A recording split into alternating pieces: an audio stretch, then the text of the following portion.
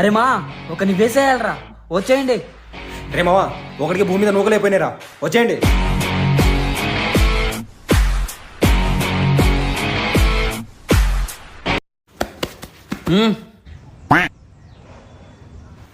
బాబోయ్ ఒకటి 2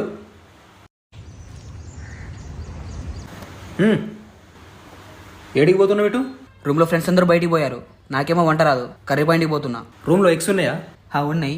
ఒక పని చేయి, టమాటా మిర్చి ఆనియన్స్ వేరు కట్ చేసుకున్నావా?